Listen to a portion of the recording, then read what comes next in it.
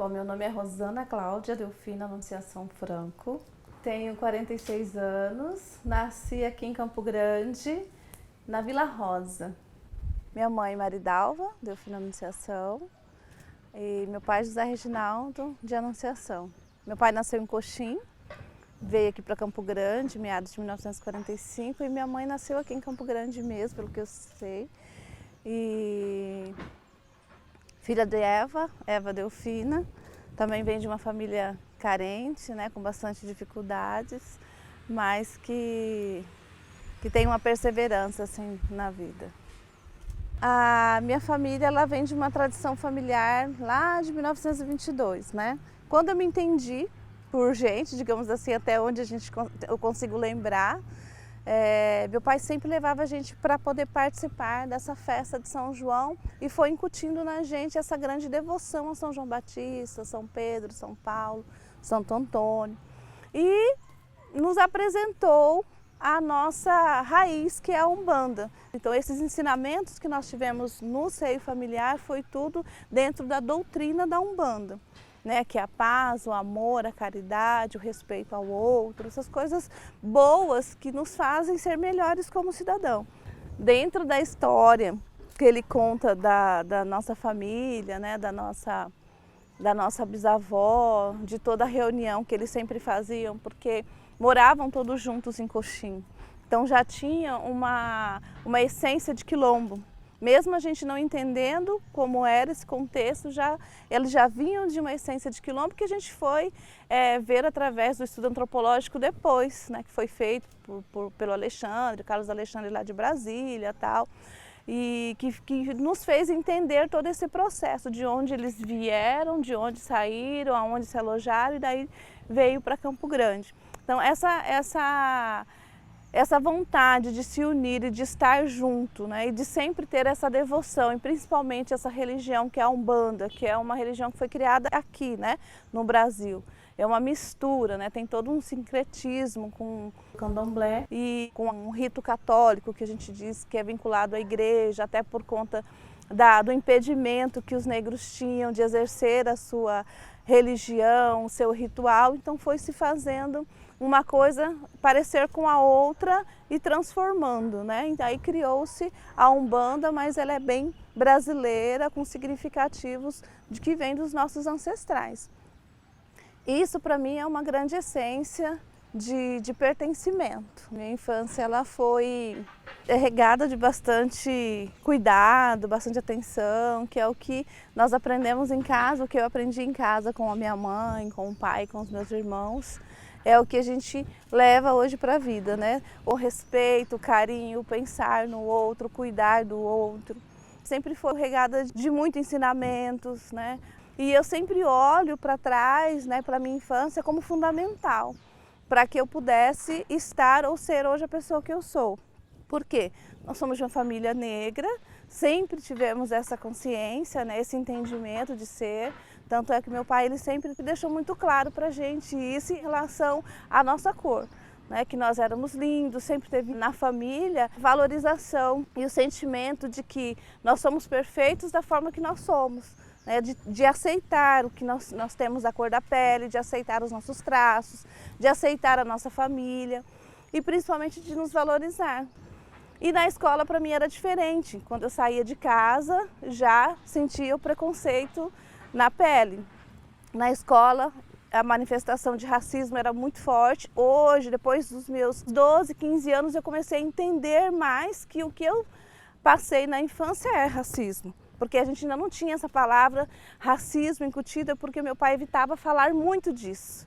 Na forma do entendimento dele, na forma dele explicar para a gente que existia uma diferenciação na sociedade que colocava umas pessoas na frente de outras, né, como prioridade e tal, e ele colocava todos nós como normais, vocês todos são normais, por mais que outra pessoa chegue aqui e fale que a sua cor é feia, que você é isso, que você é aquilo, não, é o contrário. Né? Vocês são lindos, essa cor é a cor que Deus deu para cada um de vocês, nós nascemos assim e assim ia. E na escola era diferente, né? Na escola já sentia discriminação, já não tinha tantas amizades, os colegas que vinham para brincar era sempre chamando com piadinhas, brincadeiras sem graças, né? De nega do cabelo duro, cabelo de bombril e um monte de outros apelidos que, ao invés de fazer com que a gente se sentisse incluída, a gente se sentia excluída. Por várias vezes não queria ir mais para a escola, por várias vezes me senti desmotivada de ir para a escola, mas eu só não parei mesmo porque a minha mãe levava e trazia, né? Ou meus irmãos mais velhos iam junto e voltavam, porque assim, é muito difícil hoje, vendo em contexto geral das famílias negras no Brasil inteiro e até no mundo todo, a falta do acesso, não é nem até o acesso à educação, mas é a permanência, né? Tanto na questão financeira, mas também na questão de inclusão e de aceitação, de você se sentir parte daquele espaço que está ali. E a escola, na minha infância, ela não me fazia sentir parte daquele espaço que estava ali, assim como muitos outros colegas. E isso é uma realidade dura, porque na rua ensinam outras coisas, né?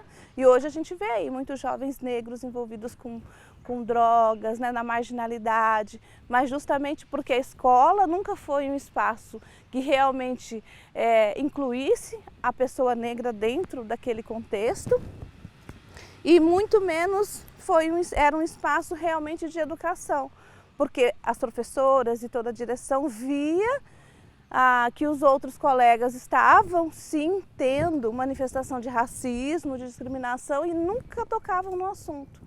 Raramente tocavam nesse assunto dentro da escola. E chega num tempo em que você desiste, né, de falar, desiste de se posicionar. Eu vejo que o que fortaleceu muito foi a minha família, para que eu não me perdesse pelo caminho, que eu não desistisse da escola, que eu não desistisse de mim, né, nem de aprender. Porque se eu não tivesse essa base familiar, com certeza, como outros e outras colegas minhas, não terminaria os estudos. Isso vem de todo um trabalho que tem que se fazer de histórico mesmo, né? E é um trabalho que o poder público precisa fazer, precisa entender e trabalhar a questão étnico-racial para que essa criança, esse jovem, ele se sinta pertencente àquele território. Não tem como você chegar e somente falar, não, você faz parte, mas aí eu faço parte como? Se eu não me vejo nas revistas, se eu não me vejo nos livros escolares, se eu não me vejo nos cartazes nas escolas, né? Lá é só representado por famílias brancas, por jovens brancos, por crianças brancas, aonde eu estou inserida. E na época da minha infância isso era muito forte, porque eu não via, nos livros escolares não tinha. Na televisão, o negro era só empregado doméstico, né? Ou faxineiro, nada contra, né, uma profissão que também é digna. Mas por que não o negro doutor? Eu vejo, né, que precisa ter, primeiro, de ter a certeza de que a população negra ela faz parte da história do Brasil, né, que veio justamente com os primeiros habitantes aqui do Brasil, porque não tem como a gente falar na chegada de Pedro Álvares Cabral sem chegar os negros juntos. Lógico, em uma condição de escravos, mas eles já estavam fazendo parte de todo o processo. Tanto os indígenas quanto os negros, eles fizeram parte da construção de elevação mesmo, né? Que a gente fala que é da mão de obra, sendo obrigados a fazer sem condição nenhuma, em condição desumana, porém eles estavam ali. O que o governo precisa entender, e isso numa totalidade, hoje a gente tem a Lei 10.639, mas ela não é aplicada da forma em que deve ser aplicada. O que nós vemos muito são datas comemorativas sendo pontuais ali, sendo lembradas, ou com uma festa, ou com alguns cartazes, mas não na prática. O que a gente precisa colocar? Para que uma pessoa se sinta parte daquele território, a gente precisa falar de história. A gente precisa fazer com que tanto a população negra e a população não negra entenda da inserção do negro no nosso espaço, no território brasileiro. A chegada, a constituição, a permanência. Quais as contribuições foram colocadas, quem são os nomes negros que contribuíram para o crescimento da nossa história, isso nos é revelado. Jamais a gente fica sabendo do nome da primeira mulher negra que estava lá na NASA, que fez todo aquele trabalho lindo. Machado de Assis ou outras pessoas, aí Castro Alves, vamos dizer Castro Alves, que aí é escritor e que as pessoas colocam ele também como branco, ou eles não veem isso, não enfatizam que é uma pessoa negra. Então o que a gente precisa fazer? Fazer de fato a implementação da Lei 10.639 como currículo escolar. Uma matéria tem que ser, uma matéria de estudo da história da cultura afro-brasileira que seja trabalhado tanto em português, quanto em matemática, como em artes, quanto na educação física, porque em todos os campos nós temos pessoas negras que se despontaram. E não é só falar da pessoa negra que se despontou, mas falar da contribuição para o nosso crescimento, para o nosso conhecimento. Eu falo nosso enquanto pessoa da sociedade, independente de ser negro, de ser branco, de ser indígena. Eu acho que toda essa constituição se deu quando a gente encontrou o doutor Aleixo Paraguaçu, o doutor Zé Roberto, a professora Raimunda Luzia de Brito, que nos apresentou uma nova, digamos assim, um novo entendimento e um novo olhar da questão negra já dentro dessa sociedade. Porque o que nós tínhamos era muito tímido, né? Nós sabíamos que éramos negros, sabíamos que víamos de uma comunidade, até por conta da história da nossa bisavó, mas a gente ainda não tinha entendido aonde nós estávamos nesse território, aonde a gente se localizava nesse território. Por isso que às vezes ainda a luta era muito grande em relação aos problemas sociais que vinham, que vira e mexe batiam na nossa porta. Então, quando a gente passou a ter esse entendimento, participar, ouvir as palestras do Dr. Aleixo e ver esse contexto, como ele colocava a história do negro no Brasil, porque na escola a gente não aprende isso. Na escola você não aprende sobre a sua essência, você não aprende sobre o seu povo, você não aprende a verdade, você aprende a verdade que eles querem colocar para você. E a partir desse momento em que a gente foi buscar esse novo entendimento, esse novo olhar, que eles nos apresentaram vários outros livros onde a gente pudesse estudar melhor sobre isso, a gente começou a ver o que realmente nós tínhamos da essência cultural e de uma essência quilombola. E a gente começou a se identificar, poxa, isso a gente tem, né? Poxa, a gente veio dentro de uma comunidade quilombola porque a história que o pai conta pra gente da nossa bisavó é assim, assim, assado. A gente tem a história incutida, então a gente tem dentro os nossos ancestrais vivos também presentes dentro da gente e a gente tem essa vontade de ficar junto, de se reunir, de sempre estar um com o outro, de dar valor aos mais velhos, aos nossos griots da comunidade, de respeito aos mais velhos, a questão da hierarquia. Nós escrevemos uma carta para a Fundação Cultural Palmares, e nos auto-identificamos como comunidade remanescente de Quilombo. Aí eles fizeram lá os estudos e depois disso veio o Carlos Alexandre e saiu o certificado de comunidade remanescente de Quilombo, justamente por conta da nossa auto-identificação e auto-aceitação de comunidade, de pertencer, identificando justamente isso, a questão da nossa cultura, a questão da nossa reunião e união familiar que tinha e da nossa ancestralidade, da história mesmo lá da nossa bisavó, da Maria Rosa da Anunciação. Então, a constituição da comunidade, ela sempre foi voltada à inclusão, à valorização tanto das pessoas quilombolas, que são os nossos familiares, as pessoas que passam pela nossa tradição, quanto das outras pessoas. E por que a gente fez isso? Há anos atrás, logo no início da constituição da instituição, a gente começou a tocar percussão, começa a manusear os instrumentos, começa a tocar as músicas que são da nossa cultura. E aí as pessoas aqui do entorno passam e começam a falar, para com a macumba, e começam a atacar pedras. E isso a gente vivenciou, não foram uma nem duas vezes, foram várias vezes. E aí nós fomos repensar nessa situação, o porquê? Lógico, a gente sabe que é o preconceito, é o racismo que existe, mas o que nós poderíamos fazer para mudar essa visão da população, Porque a criança, o adolescente, quem fazia isso eram adolescentes e crianças, A criança ela não nasce racista, né? Como diz o nosso Nelson Mandela, né?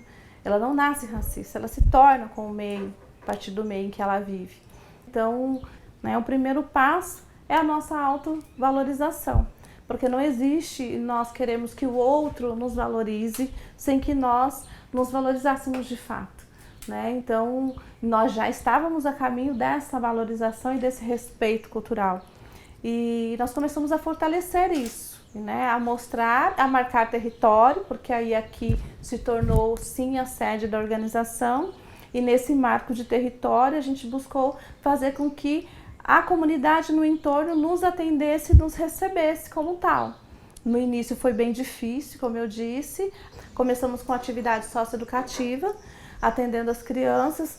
No início, as atividades eram somente no sábado. Começamos com futebol e rodas de conversa e lanche, e aí liberava, eram só no sábado.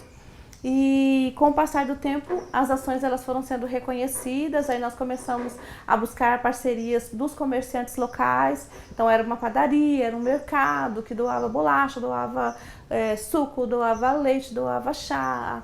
E aí com esse material de doação nós fazíamos o lanche do sábado das crianças e divulgávamos o trabalho dos comércios ao redor da instituição.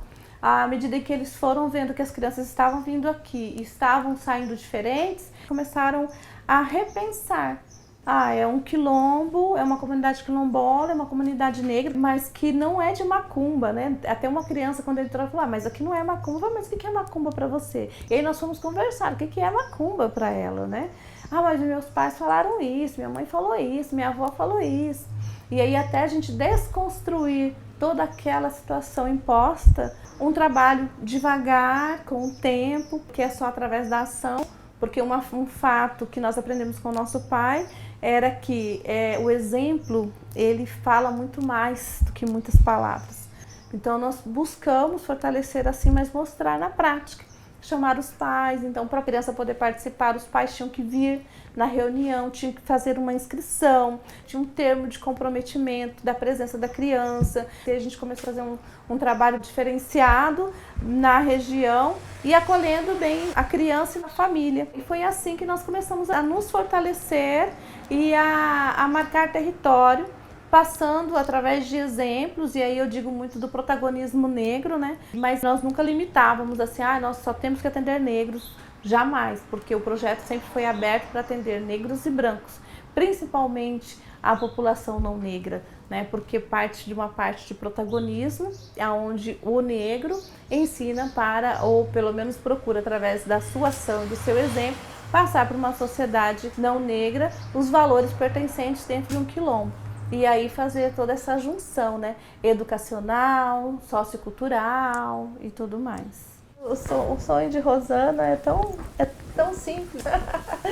Mas assim, o meu sonho é ver realmente a nossa população e principalmente a população que está no patamar desigual, seja negro ou seja branco, realmente com seus direitos garantidos. E aí tem uma frase de Martin Luther King que eu levo comigo, que ele diz assim: o que me preocupa não é o grito dos maus, é o silêncio dos bons, né? E ao passo que a gente silencia ou deixa que as pessoas nos silenciem, a gente dá espaço para que as outras pessoas que tenham outras mentes, outros pensamentos, ocupem os espaços e façam de nós o que eles querem. Então, assim, o meu sonho é realmente que a gente possa contribuir politicamente dentro do espaço, do território onde nós nos encontramos e que a gente possa, sim, contribuir ativamente com a redução das desigualdades sociais e raciais em Campo Grande, no Brasil e no mundo.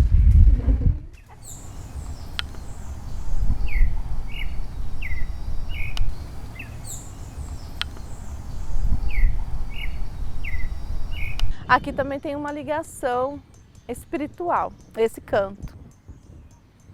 Esse canto é um cantinho que meu pai reservou para que a gente, quando a gente não vai na Calunga, a gente não vai no cemitério, a gente vem acender vela para os antepassados aqui, nesse espaço. Aí a gente colocou pra gente acender vela ali, porque às vezes venta muito e tal, mas a ideia é a gente fazer mais pra frente uma capelinha aqui para acender vela com areia e tal. Então toda vez que a gente acende vela para o pai, para alguma pessoa nossa que já fez a passagem, a gente acende a vela aqui, para eles.